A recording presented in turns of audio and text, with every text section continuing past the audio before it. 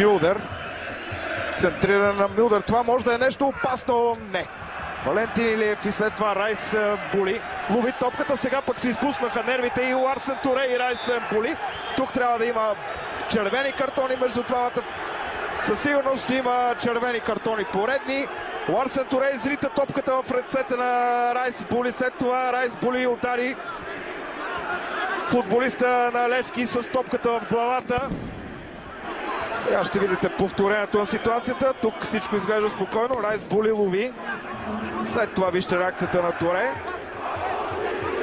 Ето, абсолютен картон. След това Райс Були пък не си издържа топките. Абсолютен картон и за Райс Були. Мисля, че това трябва да бъде червен картон. ЦСКА ще трябва да доиграе матча, според мен, с полеви футболист на вратата, защото не вярвам главния арбитър да спести това на Були, нито на Ларсен Туре. Ето ситуацията.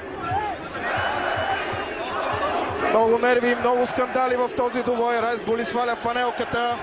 Апостол Попов, който вече веднъж е пазил срещу Левски, но като футболист на Ботев Пловдив сега ще трябва да пази на вратата на ЦСКА.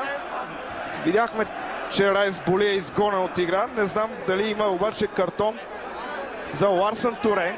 Поне доста сериозно е сблъскването на футболисти в малък периметър. Ето го втори жълт картон за Ларсен Туре и червен картон за него.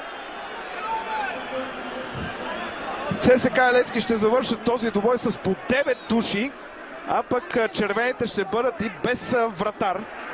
Разбира се, Апостол Попов ще бъде на вратата на ЦСКА, но без титулярен вратар. Изтече 5-минутното продължение.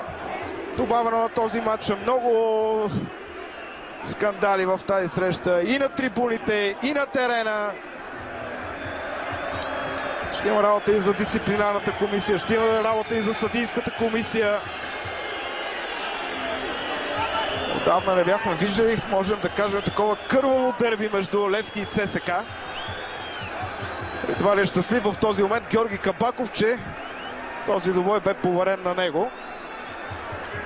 Не можем да кажем, че Георги Кабаков е имал някакви сериозни грешки, поне на пръв поглед в този матч. Червените картони на Галчев и на Станислав Ангелов бяха абсолютно правилни. Тук мисля, че червените картони на Ларсен Туре и Райс Були също